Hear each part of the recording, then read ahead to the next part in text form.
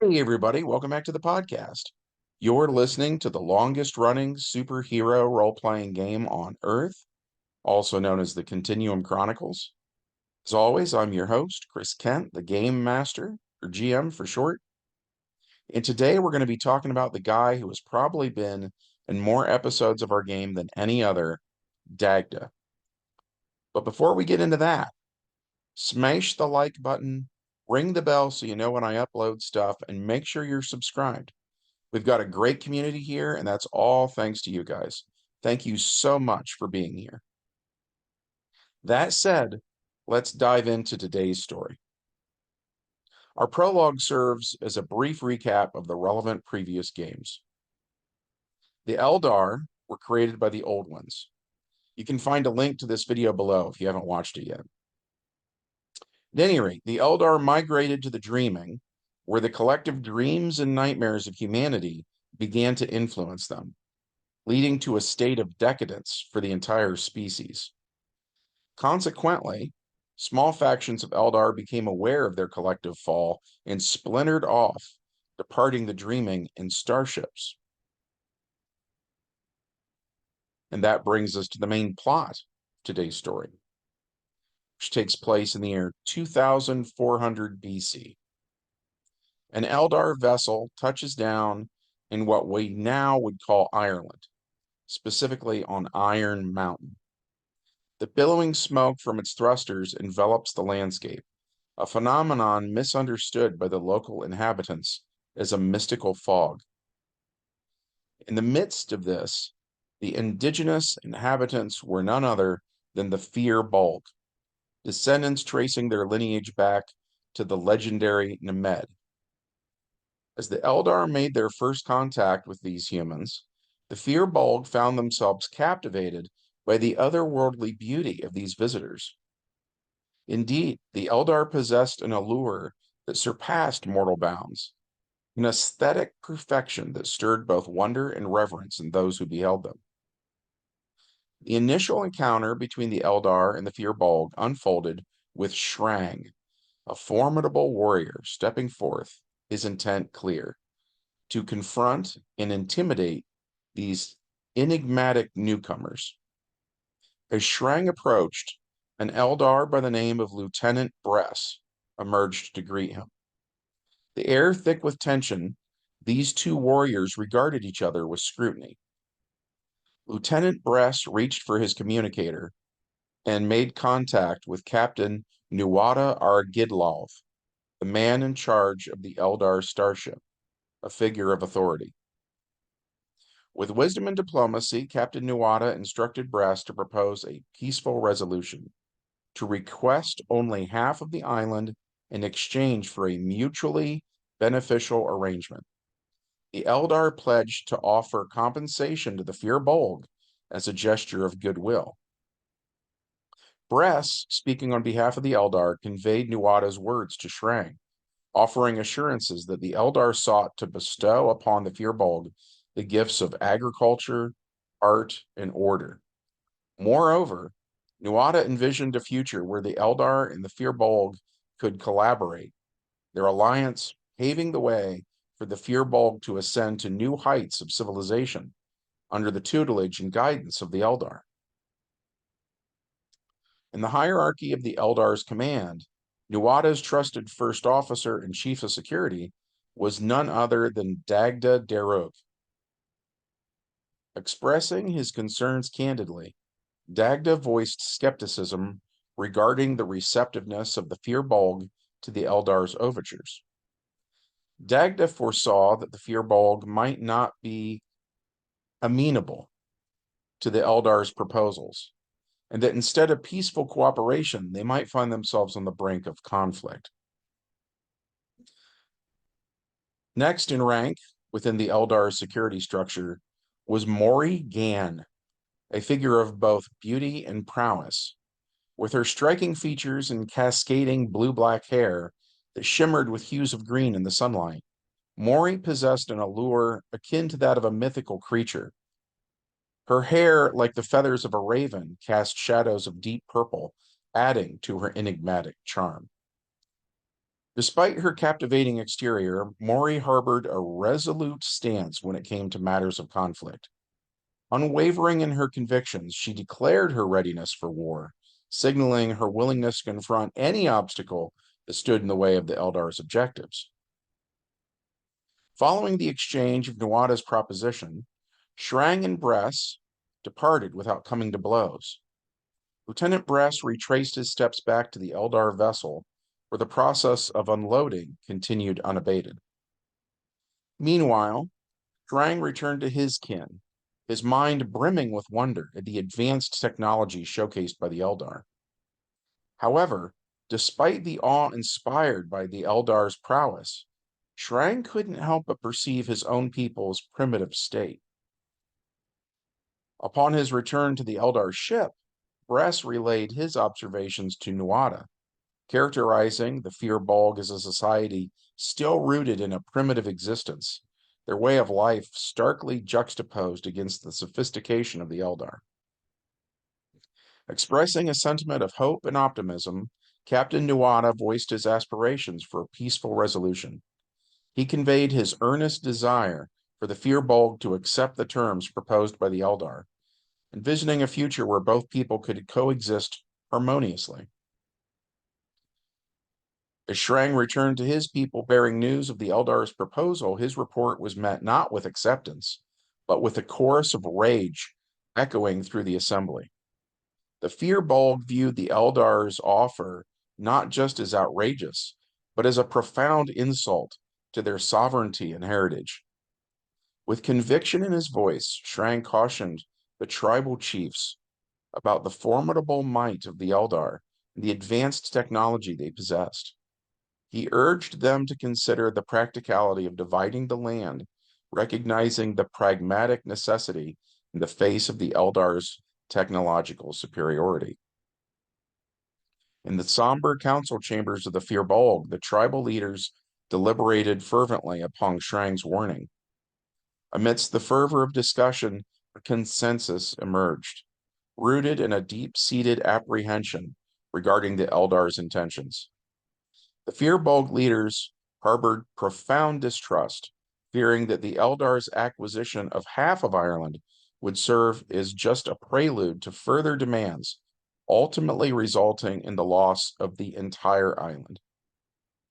Their resolve solidified against the prospect of conceding even a foothold to the Eldar, recognizing the perilous implications of allowing an alien presence to establish itself within their borders.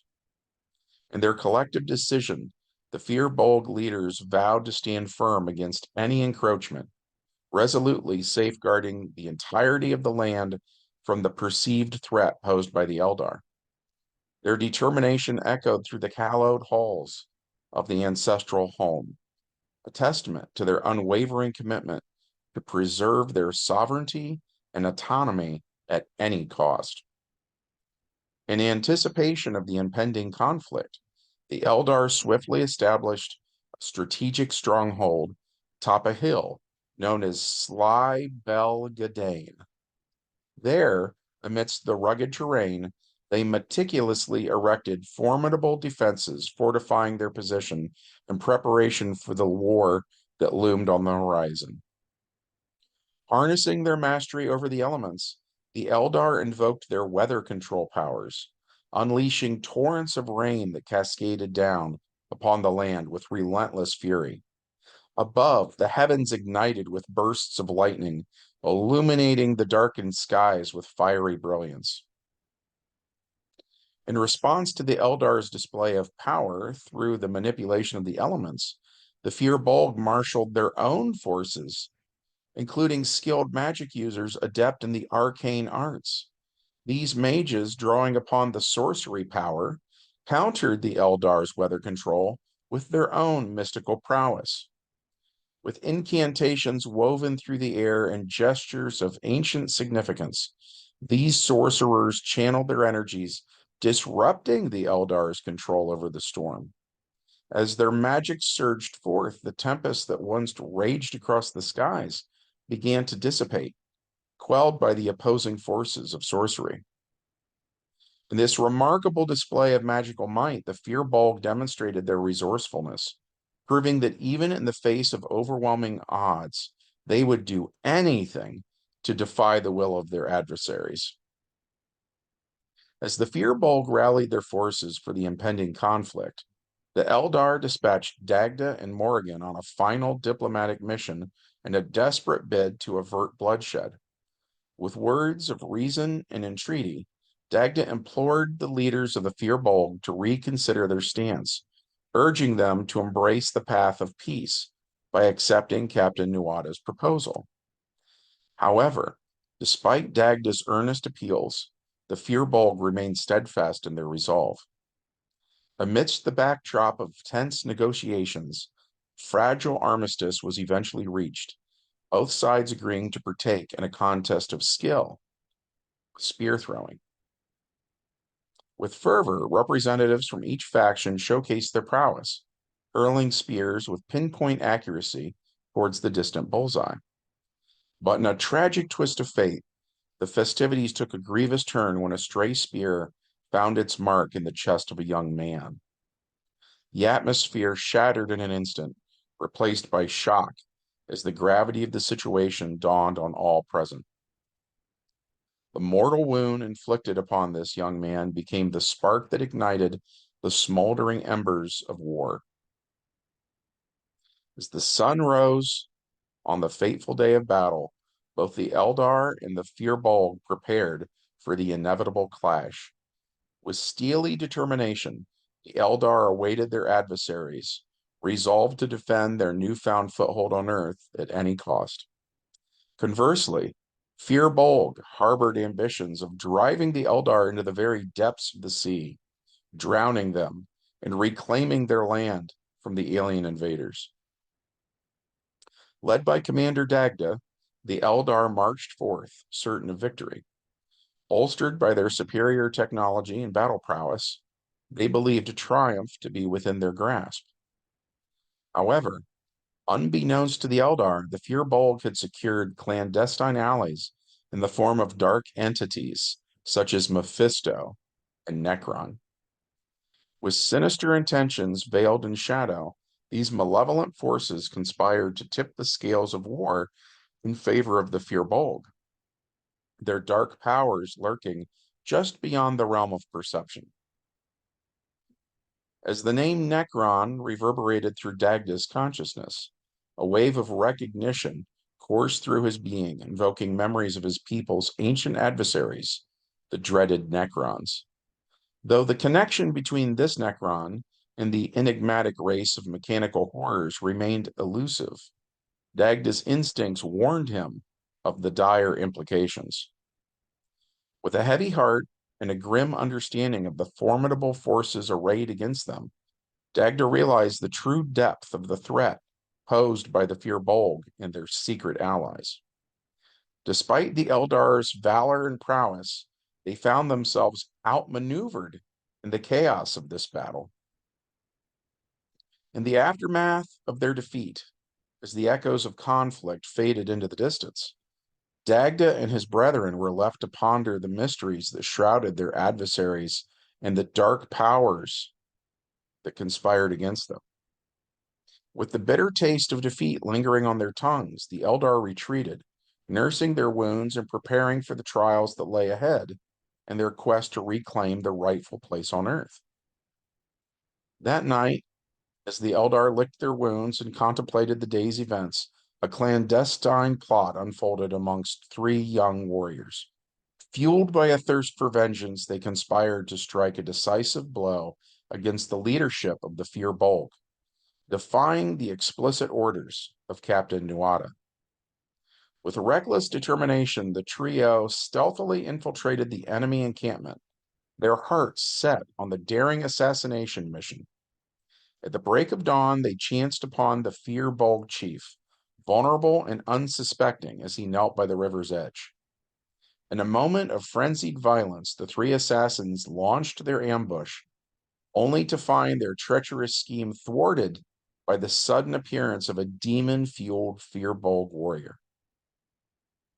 In the ensuing skirmish, Blades clashed and blood spilled on the soil of the hillside as the forces of light and darkness collided in a dance of deadly fate. When the dust settled and the echoes of the battle faded into the ether, all four warriors lay slain. The hill where this tragic confrontation occurred would forevermore be known as the Hill of Tara, a solemn testament to the price paid in the pursuit of vengeance and the unforgiving nature of war. With the weight of their recent defeat heavy upon their shoulders, Dagda, the battle commander of the Eldar, rose to address his comrades in arms. Standing tall amidst the gathering gloom, his voice resonated with unwavering resolve as he delivered a stirring speech, rallying his warriors to stand firm in the face of adversity. With words of wisdom and courage, Dagda exhorted his brethren to cast aside their doubts, to steel their resolve against this strange and unworldly powers wielded by their adversaries. He reminded them of their duty to defend their people against all who would seek to oppress them. As Dagda's impassioned words echoed across the encampment, a fire ignited within the hearts of his comrades, kindling a fierce determination to persevere. With a resounding cheer, they pledged their allegiance to their leader and their cause, ready to march once more into the fray with unwavering courage and resolve. As the next assault by the Fir Bolg descended upon the Eldar, Shrang, their formidable battle leader, spearheaded the charge with determination.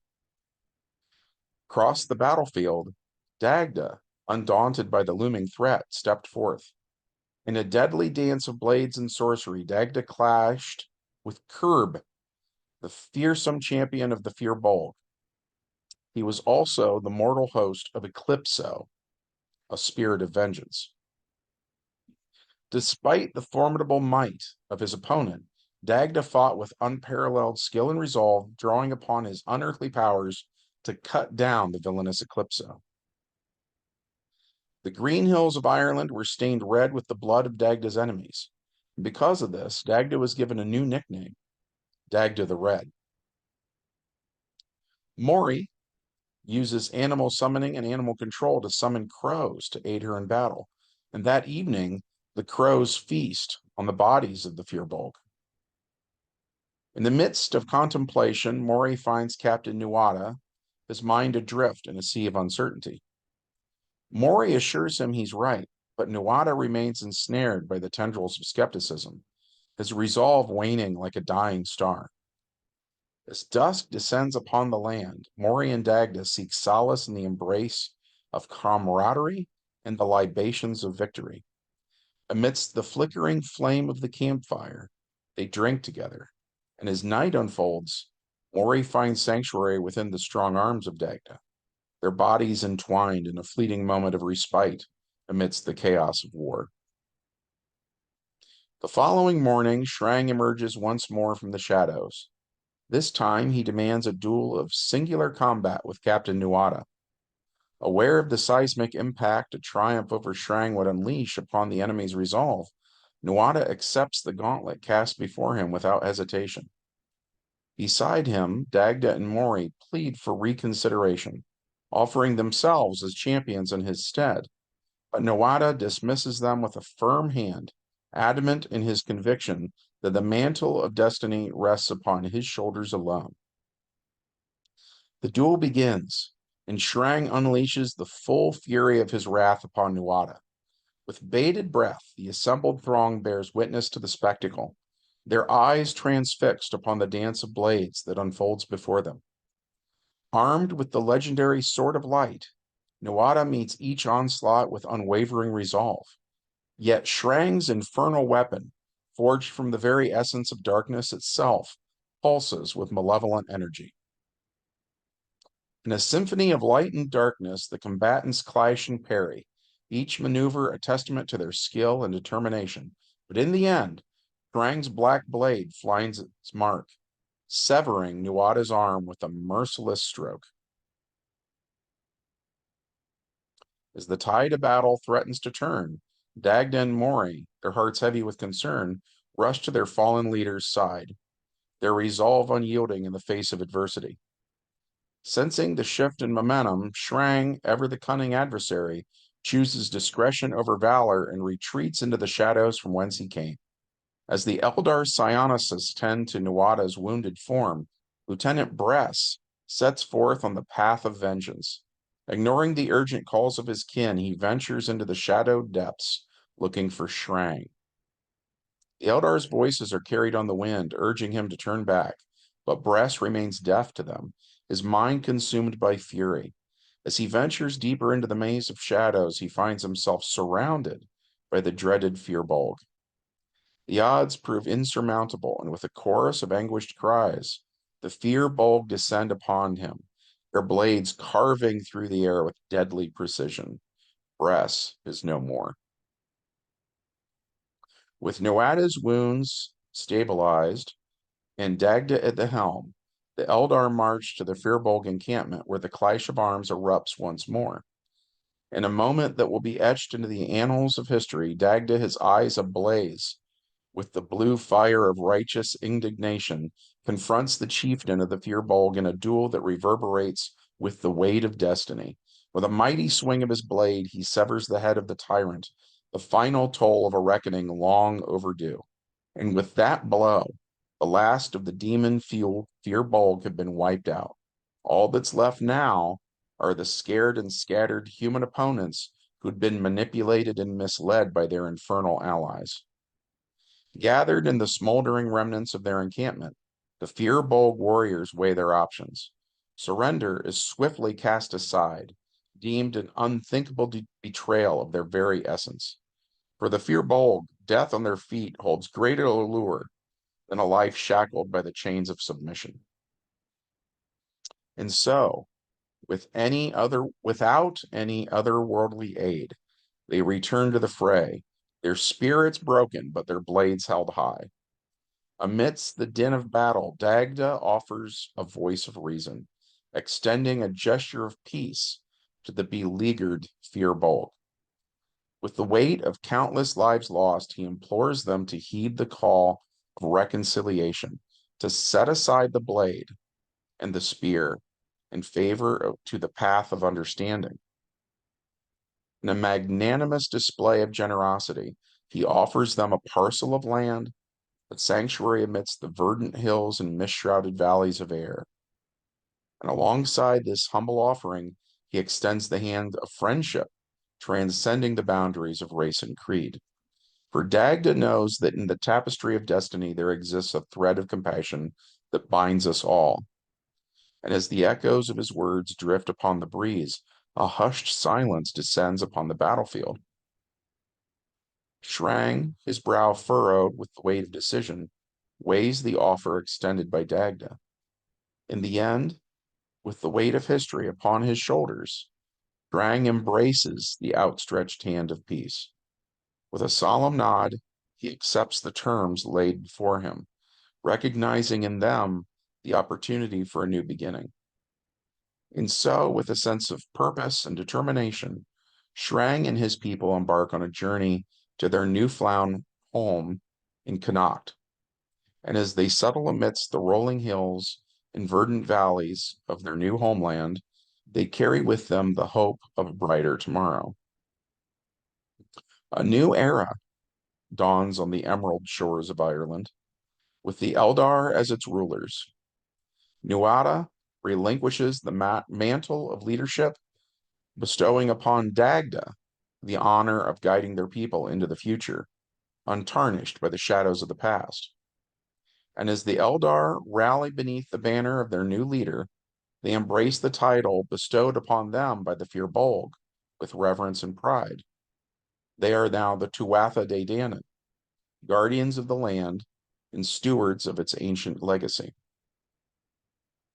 In the realm of Ireland, under the benevolent rule of King Dagda, whispers of admiration and respect swirl like the mists that shroud the ancient hills. Among the locals, a myriad of nicknames weave tales of his strength and compassion, but none ring as true or as resonant as the bear. For just as the mighty bear prowls the forest with a regal grace and a fierce protectiveness over its domain, so too does King Dagda command the respect and admiration of his subjects. His presence, like the apex predator of the land, inspires both awe and reverence. His rule characterized by a gentle strength and an unwavering commitment to justice. And so, in the mythos of the Tuatha de Danann, King Dagda becomes something of a Zeus figure, wielding authority and wisdom akin to the sovereign ruler of the heavens. Yet, also, he embodies the essence of Aphrodite, the enchanting deity of love and irresistible allure. Like the divine charm that surrounds Aphrodite, Dagda possesses a magnetic charisma that renders members of the opposite sex powerless to resist him. His presence weaves a web of fascination that ensnares the hearts of all who encounter him. And none are a better example of this than the Morrigan, whose emotions rage like a storm across the heavens. It is only King Dagda who stands as her unwavering anchor amidst the chaos. Like the dark phoenix, her moods ebb and flow with the whims of fate. Her spirit is a flame that burns bright and fierce. Dagda alone possesses the strength and understanding to navigate the seas of her soul. His presence offers solace and stability amidst the swirling vortex of her inner turmoil. Amidst the shifting sands of history, the love between these two spans the ages. In the verdant lands of Ireland, they were known as Dagda and Morrigan. But when they journeyed to the misty shores of England, they became known to mortals as Arthur and Morgan Le Fay. And when the bard Shakespeare took up his quill to pen his immortal tales, he immortalized their love in the characters of Oberon and Titania, the king and the queen of the fairy realm. Through the ages, their tales live on. But those are stories for another day. That's it for this video. We've enjoyed playing this out over the years. We hope that you've enjoyed hearing about it. If so, and you'd like to support the channel, smash the like button, ring the bell so you know when we upload stuff, make sure you're subscribed, and leave us a comment, as that really helps with the YouTube algorithm. I hope you guys have a great week, and we will see you in the next video. Bye.